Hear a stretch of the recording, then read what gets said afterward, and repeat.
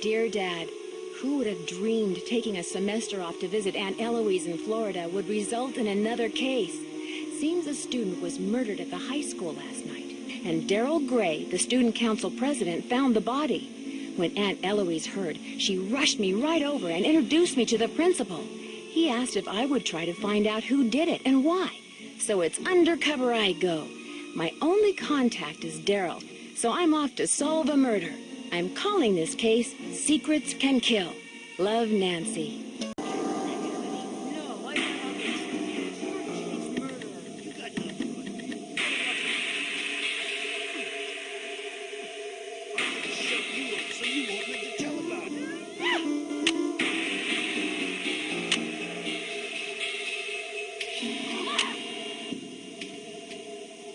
You're surrounded. It's all over for you. Dear Dad, case closed and Mitch is on his way to prison. Daryl's recovering just fine and Connie's giving him private judo lessons. Hulk agreed to pay for the damages to the pharmacy and Hal got his scholarship.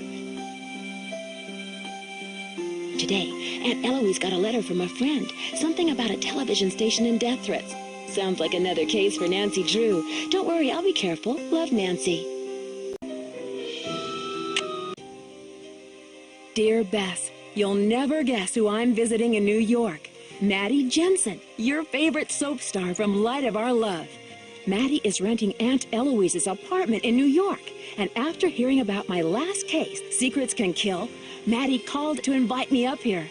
According to Maddie, Rick Arlen is getting death threats, but he won't go to the police. So she wants me to do some investigation work. Can you imagine anyone not liking Rick Arlen, daytime's cutest hunk? I have a sneaking suspicion, though, that there's more to this case than meets the eye. Call you later, Nancy.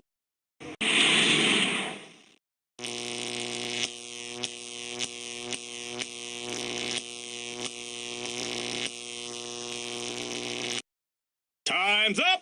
It's curtains for you, Miss Drew. What's going on in here? Hey, you! This is the guy we've been looking for. Congratulations, Nancy. You've solved the case. Way to go, Ralph. Forget about it. Dwayne's in the right hands now. Case closed. Dear Bess, another mystery solved. Dwayne is now awaiting trial for his attempted murder and has publicly apologized for his crimes. Lillian has moved out to California and is directing her first film. But the best news is about Maddie and Rick. They finally decided to tie the knot. Well, as Serena and Rory. But who knows? Perhaps it'll rub off on them. There's always hope. Love, Nancy. Hi, it's Nancy Drew.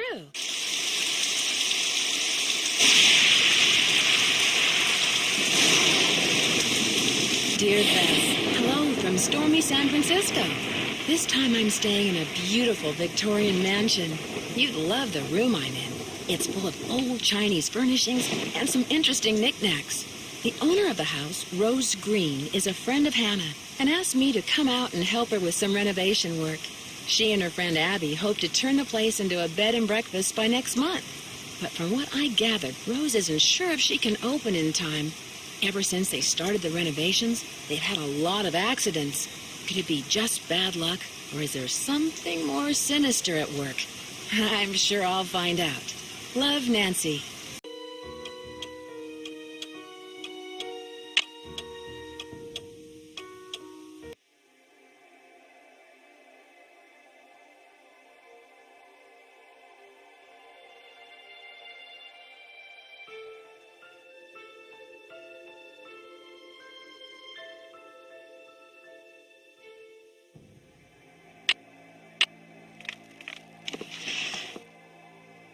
Gold!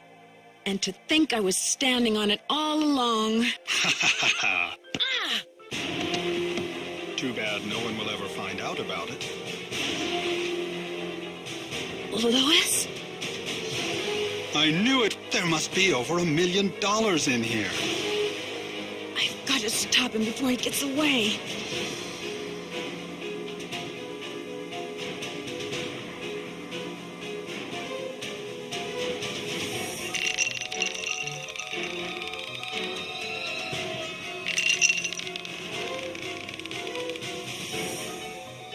What? Hey!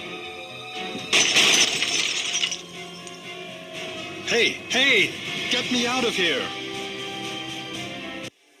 Dear Bess, I'm just about finished with my renovation work and counting out all of those gold coins. Lewis was behind all of the accidents, hoping to pressure Rose into selling the house so he could find the treasure himself. Although Rose and Abby may not have a legal right to the gold, the bank the coins were stolen from will still give them a reward for finding it. The house also has gotten a lot of publicity with all the news stories, and the place is booked solid for the first month of its opening. I guess a haunted bed and breakfast with hidden treasures is all the rage these days, even if there are no such things as ghosts. I think. See you soon, Nancy. Hi there, it's me. Dear George, so much for my Wisconsin ski vacation. I arrived here at Wickford Castle last night, just before a blizzard swept in. The mountain is completely shut down, and the surrounding roads are closed. I think I'm one of the few guests who made it to the castle at all.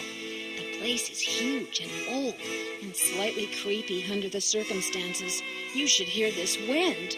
What's more, the owner, Christy Lane, my father's friend, is away on business. I tried to ask the caretaker, Dexter Egan, how I could contact her, but he said he didn't know. Doesn't that seem odd? I couldn't help feeling like there was something he wasn't telling me. All this makes me a little nervous, but I'm determined to enjoy myself. After all, this is a vacation, right? I have big plans to explore the castle. That Ezra Wickford, the original owner, must have been quite a character to have built such an extraordinary place. It's filled with strange, dead-end corridors, for one thing. And I noticed one of the towers is totally different from the other ones. Of course, I'll have to save some time to meet Jacques Brunet, the French ski instructor. Tell Bess she'll be the first to know if he's half as gorgeous in person as he looks on his website. So, George, I guess things never quite go according to plan, but at least this time, the culprit is just a snowstorm. Talk to you soon. Love, Nancy.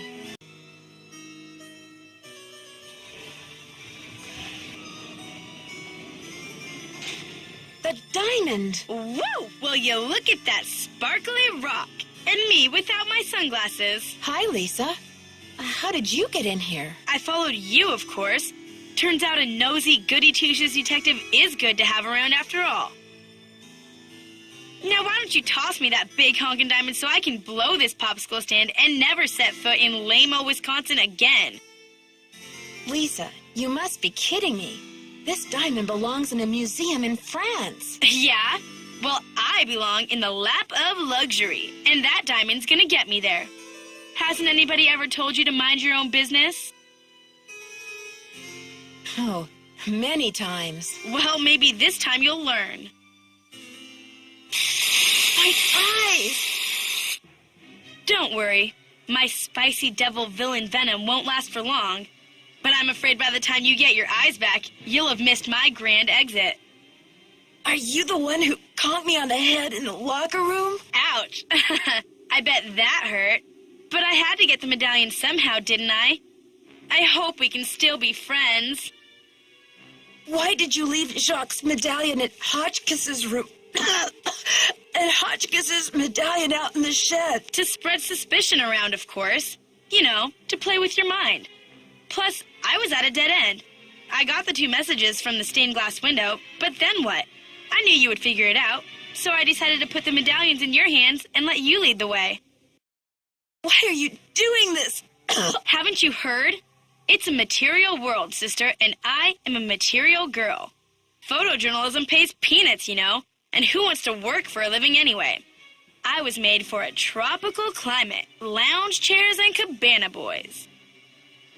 Why did you have to vandalize that beautiful library? Just a little translation mix-up. When I read the message from Hotchkiss's medallion, I thought it meant Diamond of Misery in the library. Whoops. Guess I went a little overboard looking for it in there. Anyway, enough with the questions, Nancy. You'll just have to read the rest in the papers. I've got to stop her. Help! Get me out of here! It stinks down here. It's all moldy. Darn you, Nancy Drew. You're the worst friend a diamond thief could ever have. Dear Dad, to think I almost became friends with a diamond thief. Everyone at Wickford Castle is resting easier now that Marie Antoinette's journal and her famous diamond are safe and sound. The journal, the diamond, and the medallions are all going to be featured in a new Marie Antoinette exhibit in Paris, and it looks like everyone will be rewarded. Except Lisa, of course. First, she missed her plane to Rio, and now she's going to be charged with attempted grand theft. Professor Hotchkiss is thrilled because the French government has granted her permission to publish Marie's journal in the U.S. before it gets returned to France. This ought to help prove her theory about Marie's character once and for all.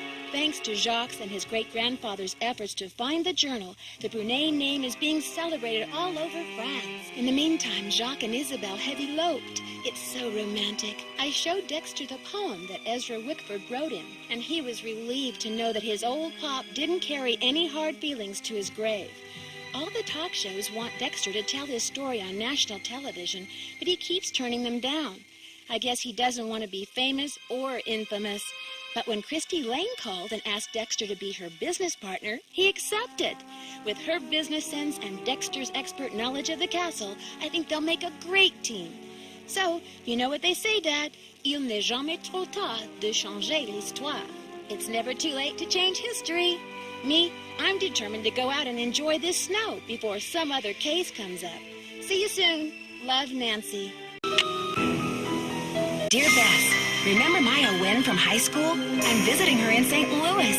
We have tickets to tonight's premiere of the new Brady Armstrong movie, Vanishing Destiny. It's the last screening ever at the Royal Palladium. This place has been a landmark for almost a century, and now in just 3 days, it's going to be demolished. I wish I could have seen the theater back in the 20s before it was turned into a movie house. All the great magicians performed here, even Harry Houdini. There's a lot of public opposition to the loss of this historic building. Rumor has it local activists are planning to stage a big protest out front tonight. The theater will be closed when we arrive, but they'll let us in since Maya is covering the story for the university newspaper. Oh boy, a press pass sure does come in handy. Maya told me she has an interesting lead, and we're on our way to interview Brady Armstrong about the controversy now. I know he's one of your favorite stars. Stay tuned. Maya always gets the full scoop. Talk to you soon. Love, Nancy.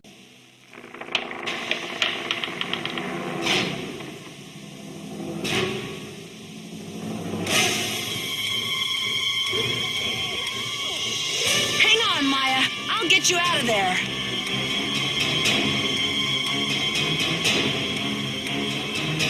I've got to let them know we're up here.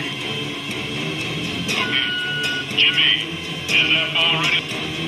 Not so fast, Detective.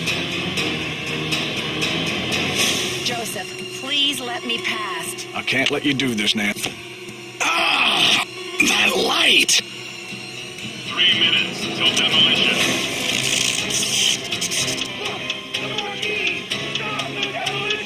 Dear Bess, I still can hardly believe that Joseph, sweet old Joseph, was Maya's kidnapper.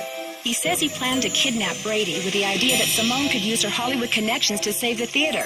But when Maya entered the dressing room, he panicked and grabbed her instead.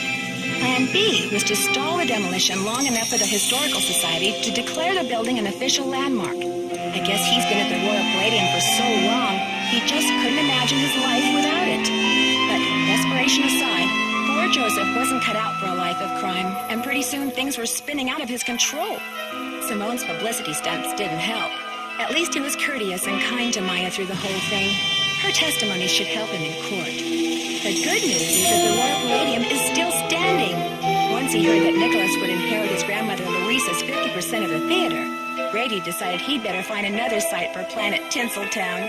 In order to make amends for things, and because he needed some good publicity, Brady donated his half of the theater to the St. Louis Historical Society. Together with Haddad, they should have this place restored to its original glory in no time. Not such a happy ending for Simone, I'm afraid. She received an official reprimand from the National Press Corps for her stunt with the wreath. Still, knowing Simone, she'll be back at the top of her game in no time. So, here ends the longest 3 days of my life. The premiere of Vanishing Destiny is back on. But I think this detective is going to wait for it to come out on videotape. Talk to you soon. Love, Nancy. Welcome to my latest Dear Dad. Greetings from the new deputy curator at Beach Hill Museum in Washington, D.C. I miss you, by the way. How's Africa? I sure hope this letter reaches you in Ouagadougou before you move on to Nairobi. So I got the internship. Your old friend Franklin Rose was awfully nice to submit my name to the rest of the members of the museum's board of directors. What an opportunity while I'm in between cases. As you probably know, the museum specializes in ancient Maya culture. My supervisor is going to be Joanna Riggs, a well-known archaeologist. Maybe you've seen her name in the news recently, in conjunction with the discovery of a strange Maya monolith. Apparently, it's created quite a buzz among experts in the field. Well, Beach Hill plans to feature the monolith in an upcoming exhibition. Just imagine, this artifact has been buried for hundreds of years, and now it's going to be unveiled to the public for the first time. The museum is short-staffed at the moment, and they're expecting such a huge turnout that they've closed their doors to prepare. I can hardly wait to dig into this exciting project and learn how archaeologists and historians solve the mysteries of ancient cultures. I'll keep you posted. Love, Nancy. It's blank. Who's your friend, Nancy? Boo. Taylor Sinclair. Who'd you expect, the Tooth Fairy? Looks like someone forgot her beauty cream. I guess we can't all age gracefully. I'm sure she would say the same about you. You've been a top-notch assistant, Nancy, but I'm afraid you're just not going to make it in the art world. Why are you doing this? Nancy, do you have any idea what that book contains? Help me out, Sinclair. I'm drawing a blank. The Whisperer's writings are the only known personal account of Maya life, the only written glimpse into Bakal's time anywhere. Do you know what I can get for that thing on the black market? You have no right to do this. The book is not yours to sell. Simple economics suggest otherwise. And I am the art dealer.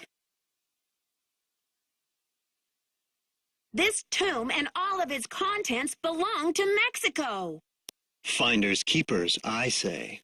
Nobody even realizes this thing has any contents. Won't they get a surprise when they finally open it up and find that it contains a 7th century scribe and a 21st century detective? Adios, Nancy.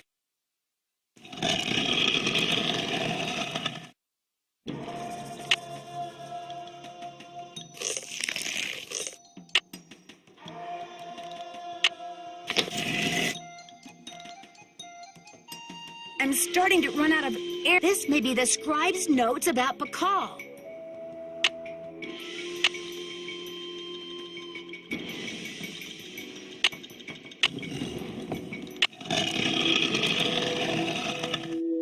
Behold, our heroine emerges from the tomb, like a mermaid from the sea. Meanwhile, the foolish villain stews in the sour soup of his own miscalculation.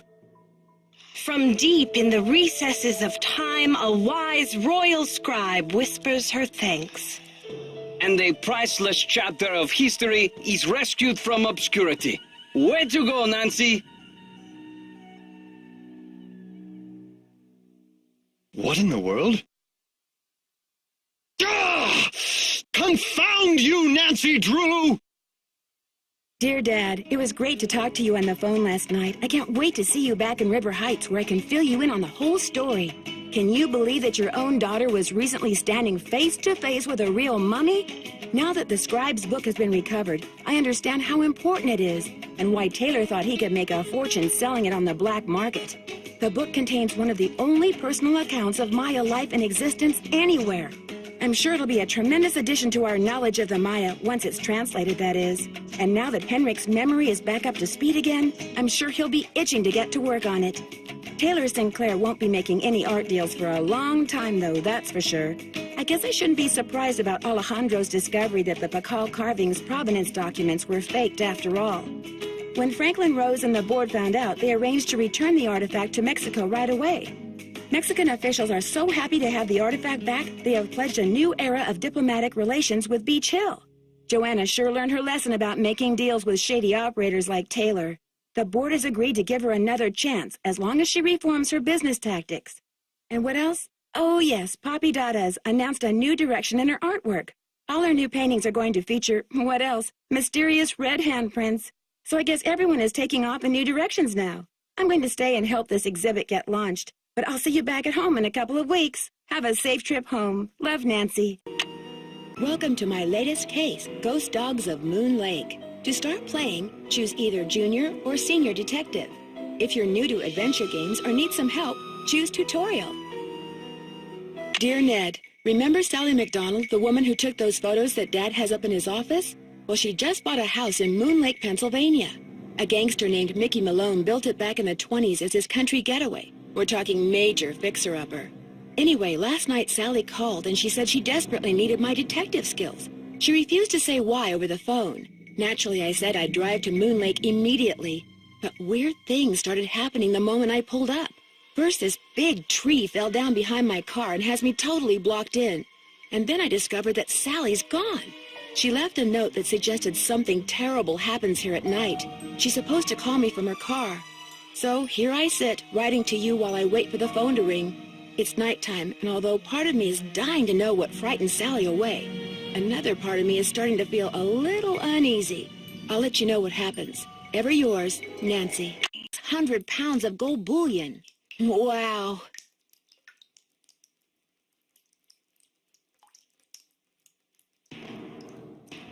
Hey there, Nancy. Why, what on earth have we got here?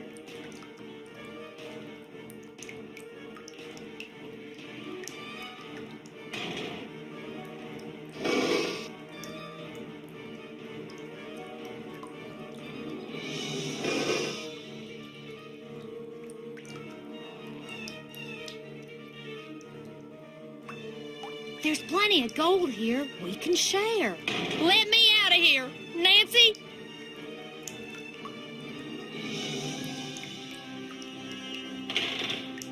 Nancy, wait. Let's talk about this. This can just be our little secret. You scratch my back, I scratch yours, remember? Nancy? The gold's all yours, Em. Enjoy it while you can.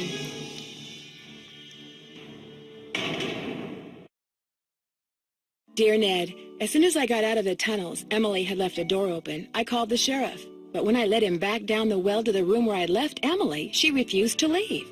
He and his deputies finally got her out, but one of them said afterward that if he had to choose between getting a bear away from her cub and getting Emily away from that gold, he'd pick the bear.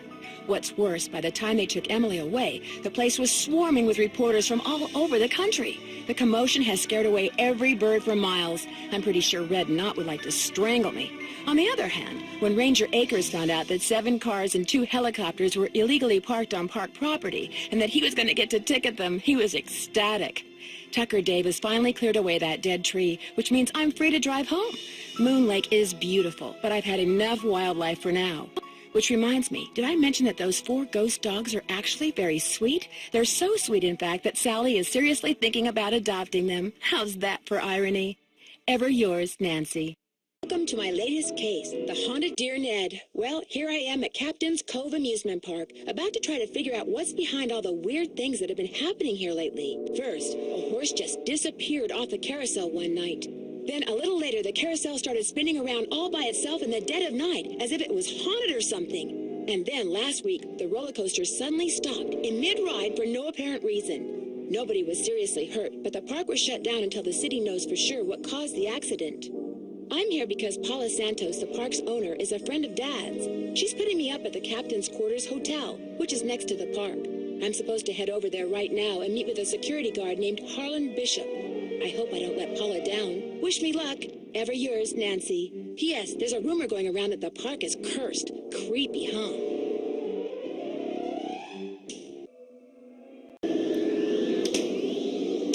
Nancy, what have you done? It's what you've done. You stole the horse, you fabricated the whole haunted carousel thing to increase its value, and now you're making not just one forgery, but several. You think? You let everyone believe you were just a hopeless procrastinator. But this is the real reason you're behind in your work, isn't it? Right on all counts. Unfortunately, you're not going to get to tell anyone else. Ever. No, wait. Look what I have. They're diamonds, real diamonds. Someone stole them 23 years ago and stashed them in the park. Well, well, little icing on the cake. That's right. You want them? Here. Ouch! Hey! I've got to get out of here.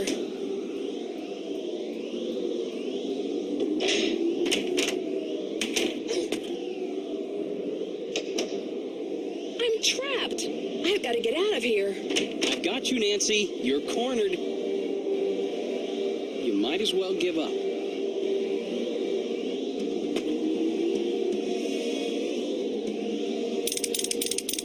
Ah! Ah! Soon as I get out of here, I'm going to call the police, Elliot. So don't bother making plans for tonight. Or the next 10 years. Dear Ned, after trapping Elliot, I managed to pry the exit open and had Harlan call the police. Elliot admitted to stealing the carousel horse and planning the remote control device. He knew that publicity from the hauntings would increase the value of his forgeries. Needless to say, he's gone back to not liking me. Harlan, on the other hand, adores me now, because not only did he share the credit for busting Elliot, but his sudden fame brought him 3 job offers. He's staying on at Captain's Cove out of loyalty to Paula, but he's happy knowing that being an ex-con will probably never be an issue for him again. As for Ingrid, she promptly attributed Elliot's bad behavior to a deficiency in some mineral I couldn't pronounce. And Joy, when I gave her the picture of her mother, she started smiling and has yet to stop. Inventing Miles was the best thing her late father could have done for her. In fact, when I went to the park to say goodbye just now, she wasn't in her office. She was riding the carousel.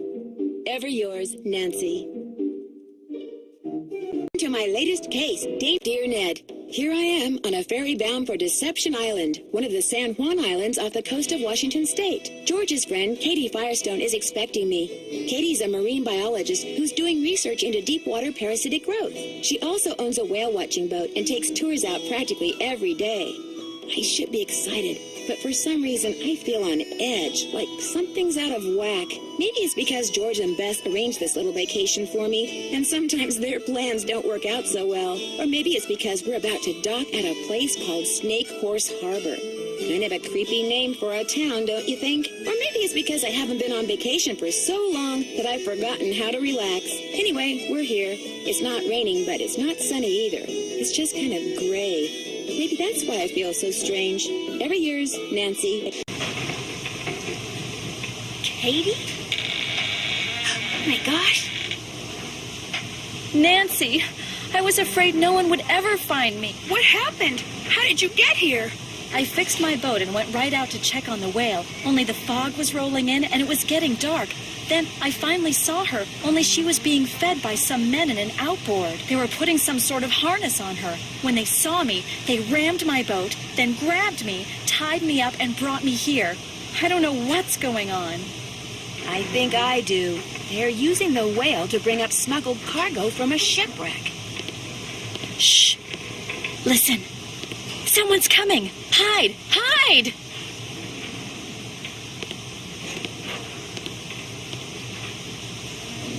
Well, Katie, you'll be happy to know that your friend Nancy will be joining us any minute.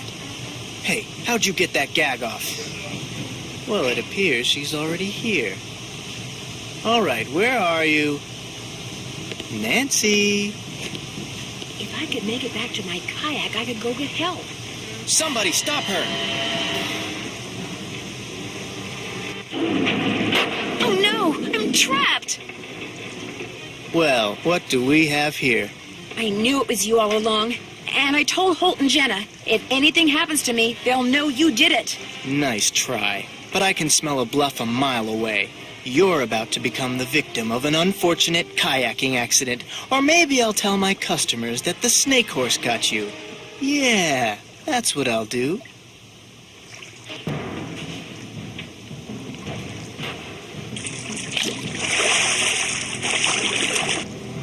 What did you do that for? Say goodnight, Nancy. Nuts. Way to go, buddy!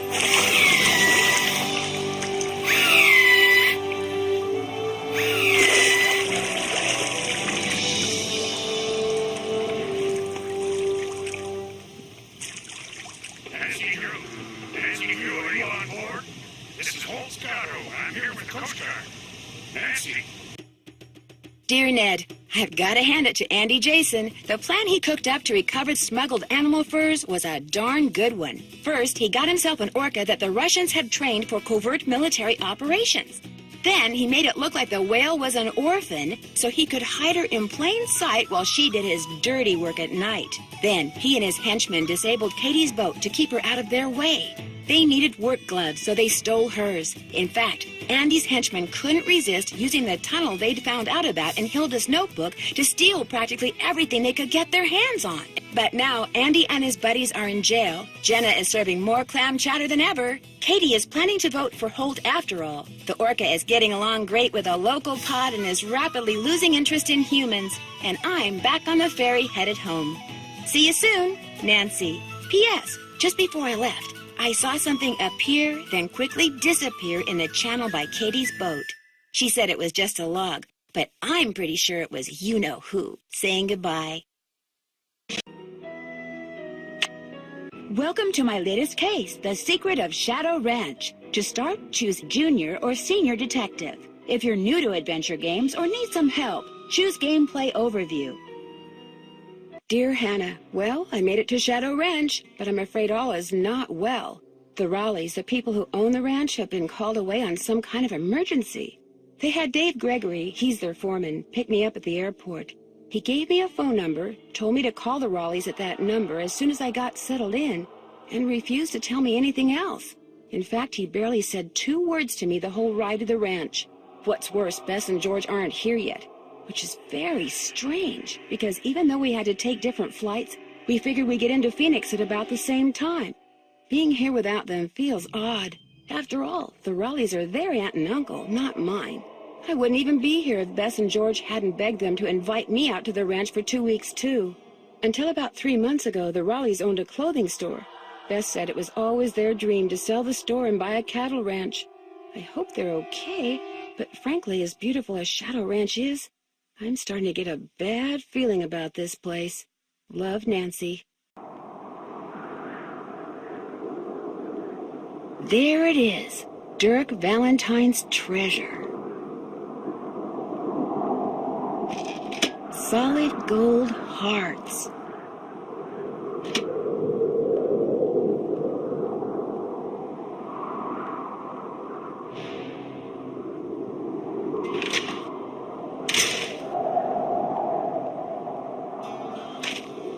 Uh-oh. Why, hello, Nancy. Find the treasure yet? So you're the one who's been sabotaging the ranch. That's right. Here my buddies and I went to all that trouble, wrangling that horse, busting that pipe, cutting those wires trying to scare people off the ranch so we could tear the place apart looking for the treasure, when all we really had to do was what I just got done doing. Follow you. You went to a lot of trouble for nothing. The treasure's gone. Well, now, I don't believe you, Miss Nancy. Oh, and by the way, it's too far to make it back to the ranch without a horse, and I just ran yours off, which means you, to use an old cooking expression, are toast. That's what you think. Looks to me like the only way out is the way you came in, Nancy. So, ready or not, here I come. There's gotta be a way to stop Shorty. Think! I'm getting close.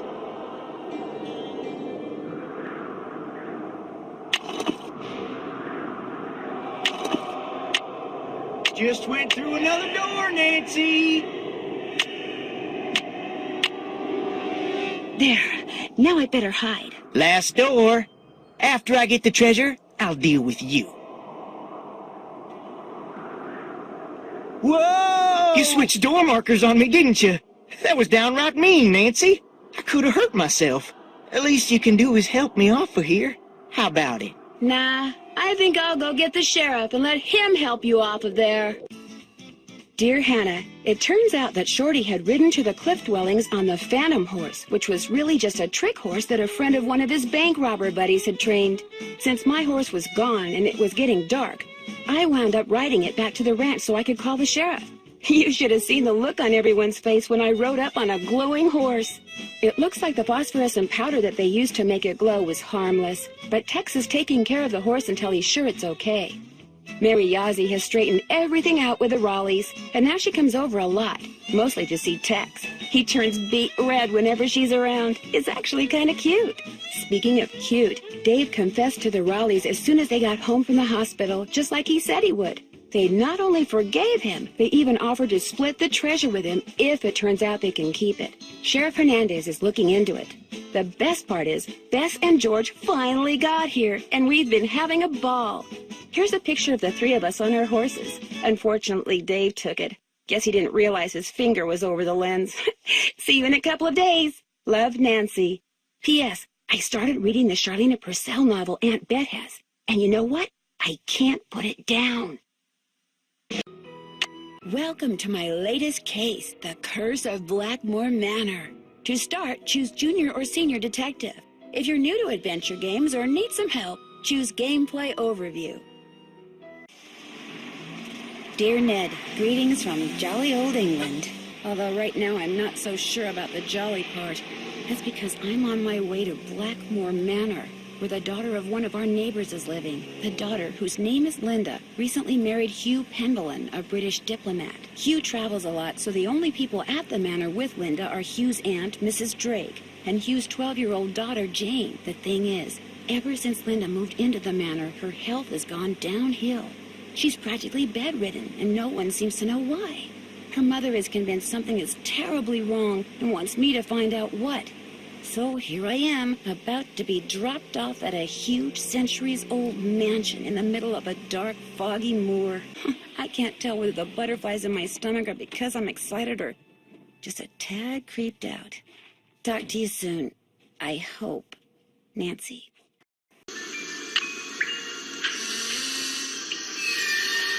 Whatever you just found, it's mine.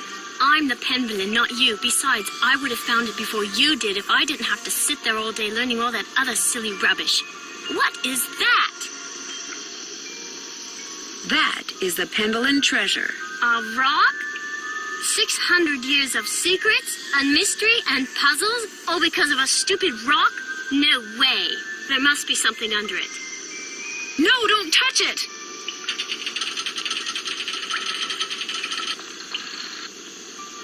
Help! Nancy, help me!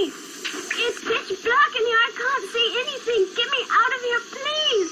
I'm sorry I was mean to you before. I'm sorry for everything. Do I detect a guilty conscience? It's my fault Linda's sick. I mean, she's not really sick.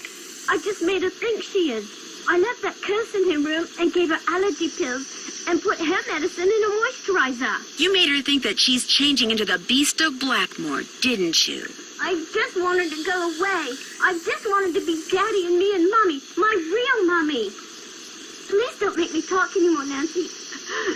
There's no air in here. I can't breathe. I've got to figure out a way to get that box off of her fast.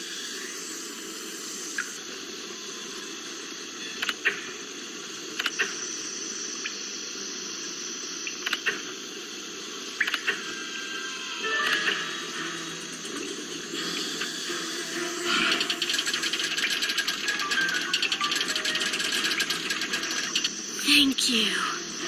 Dear Ned, well, there is a Beast of Blackmore. Jane. She made poor Linda think she was turning into a monster by putting her uncle's hair restorer in Linda's moisturizer. She also slipped Mrs. Drake's allergy pills into Linda's food so she'd feel woozy all the time. An extremely dangerous thing to do. Needless to say, Jane's father was very upset, especially when he found out Jane had done it because she still wants him and her real mother to get back together. After Jane apologized to Linda and Hugh apologized to both of them, they all resolved to do whatever it takes to become a real family. As for Blackmore Manor, ever since I told him about all the passageways and gadgetry I discovered, Hugh has become fascinated with his family history and has ordered Ethel to teach him what she's taught Jane. And while he doesn't believe for a second that the meteorite in that old alchemy lab has magical powers, he has encouraged Jane to come up with a puzzle to help ensure its safekeeping, just as initiates have been doing for centuries.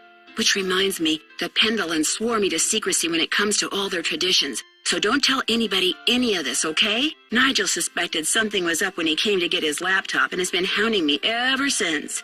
This is just the kind of stuff he'd love to include in that unauthorized tell-all he's trying to write. If he calls me one more time, I'm telling on him. To Mrs. Drake. That'll teach him. Ever yours, Nancy. Year 1930. The place, the road to Titusville, where we find Nancy Drew behind the wheel of her blue roadster, pondering this question.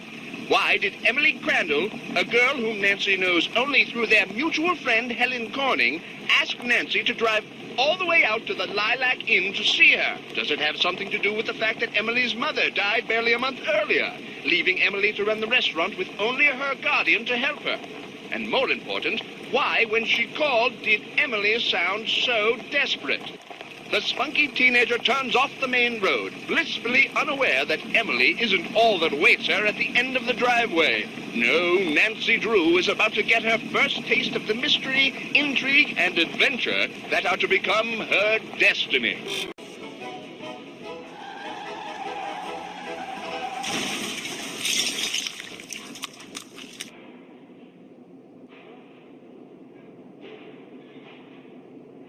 Why couldn't you just mind your own business? Dear Ned, I know you'll be home from school in a couple of days, but I couldn't wait to tell you. I just solved a mystery. I figured out that Emily Crandall's guardian was really an imposter named Marion, who intercepted the letter Emily wrote to Jane Willoughby after her mom died.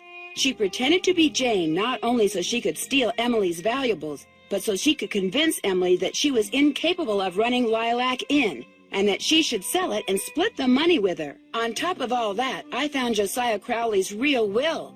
In it, he left Emily so much money that she'll be able to hire all the people she needs to keep the inn going. He left Jim Archer a ton of money, too, which means he won't have to close his bank. And from now on, he'll be able to buy his wife a new dress anytime he wants. As for Richard Topham, Josiah left him nothing, although Topham still refuses to admit that he forged the first will, and insists that he's going to contest the will I found. Dad says it's highly doubtful he'll succeed, and that he'd be better off sticking to spoon tricks. Anyway, when you get home, I'll give you all the details over a nice big piece of slightly damaged cherry pie. Wait till you hear that part of the story. As always, Nancy. Dear Hannah, here I am at the railroad station along with a handful of other detectives about to board a train bound for who knows where. The only person who knows where we're going is Lori Gerard. That's the young woman who invited everyone. Actually, she didn't really invite me. She invited Frank and Joe Hardy, and they invited me. And I've always wanted to join forces with the Hardy Boys. I just hope this doesn't turn out to be another one of Lori's silly attempts to grab publicity. Some people can be a little too rich and a little too famous for their own good. Wish me luck. Love, Nancy.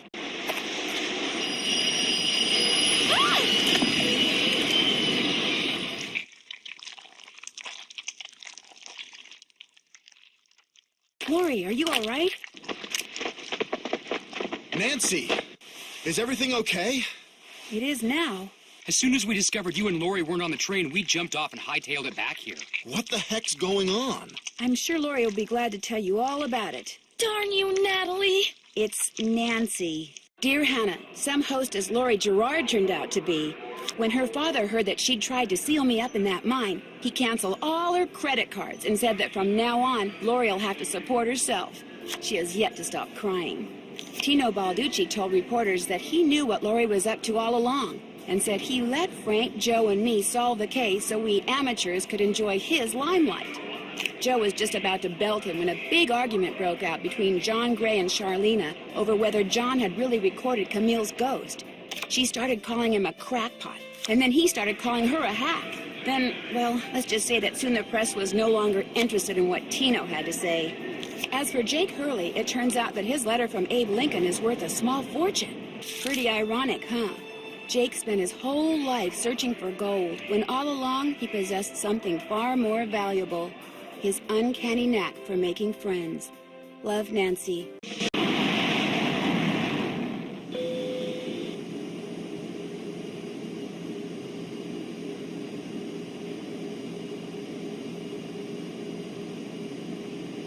In preparation for our landing, please make sure your seatbelt is securely fastened. Thank you.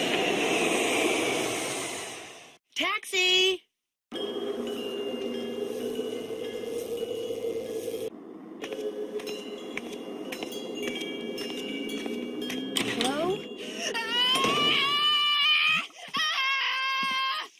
said don't come near me. No, Minette, don't! Stay back, you hear me? Stay back!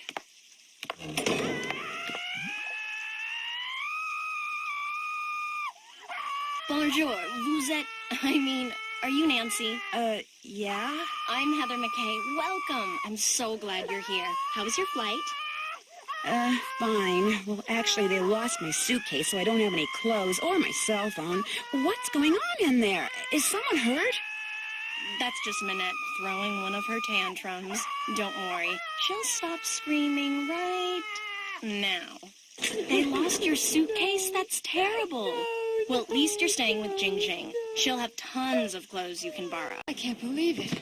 You never threw a single punch, yet you beat me.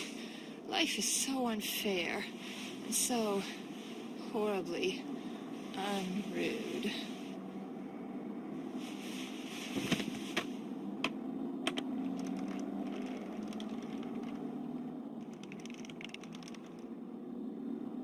Where am I?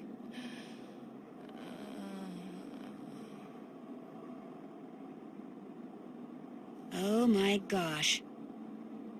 And there it was, the real reason why Minette wore that mask. A tattoo, which she later admitted she had gotten on the spur of the moment and which she instantly regretted, calling it the stupidest thing she'd ever done in her life. She also admitted that the reason she had fallen so far behind schedule was because Ernst and Gunther Schmeck, former members of the East German secret police, were paying her a small fortune to create a dress for the First Lady out of fabric they supplied. This fabric was infused with microscopic circuitry that would allow them to eavesdrop on the World Summit. All three have been arrested, which means Minette will probably be designing her next collection from a jail cell, and she doesn't care for stripes. As for the beautiful pieces of stained glass that Noisette Tornade hid away years ago, they have been returned to the churches they came from, and Noisette is finally getting the respect and gratitude she was denied after the war. Not that she was perfect, but it seems to me her biggest fault wasn't doing too little for her beloveds, but trying to do too much. And as if busting a pair of spies and recovering lost treasure weren't enough, Heather took over Minette's spring show and had me, be one of the models. Believe it or not, I managed to make it all the way down the runway and back without falling flat on my face. Of course, I still have no idea what I was wearing, but I can tell you one thing. It was rude. Very rude.